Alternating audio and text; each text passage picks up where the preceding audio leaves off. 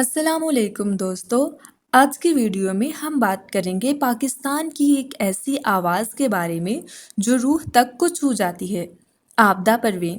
انہیں لوگ صوفی گائیکی کی ملکہ کہتے ہیں۔ ان کا کلام صرف سروں کا جادو نہیں بلکہ عشق حقیقی کا پیغام ہے۔ آبدہ پروین 1954 میں سندھ میں پیدا ہوئیں۔ ان کے والد غلام حیدر ایک مشہور قوال تھے اور انہی سے آبدہ جی نے میوزک سیکھنا شروع کیا۔ بچپن سے ہی ان کی آواز میں وہ روحانیت تھی جو انہیں الگ بناتی تھی۔ 1970s میں انہوں نے ریڈیو پاکستان سے اپنا کریئر شروع کیا۔ دھیرے دھیرے ان کا نام پورے ملک میں مشہور ہو گیا۔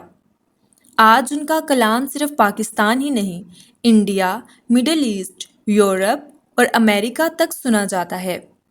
آبدہ پروین کے گائیکی کی سب سے بڑی خاصیت ہے ان کا صوفی کلام۔ بلے شاہ، شاہ عبداللطیف بھٹائی، کبیر اور حضرت امیر خسرو کے کلام کو انہوں نے اپنی آواز سے امر کر دیا۔ جب بھی وہ گاتی ہیں تو ایسا لگتا ہے جیسے روح جھوم رہی ہو۔ انہیں پرائڈ آف پرفارمنس، ہلال امتیاز اور بہت سے انٹرنیشنل ایوارڈز بھی مل چکے ہیں۔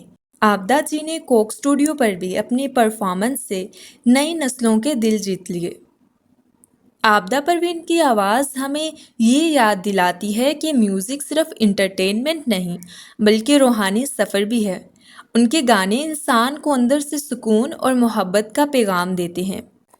تو دوستو، آبدہ پروین صرف ایک سنگر نہیں بلکہ پاکستان کی روحانی پہچان ہے۔ آپ کو ان کا کون سا کلام سب سے زیادہ پسند ہے؟ کومنٹس میں ضرور بتائیں، اور ویڈیو پسند آئی ہو تو لائک اور شیئر کرنا مت بھولیں۔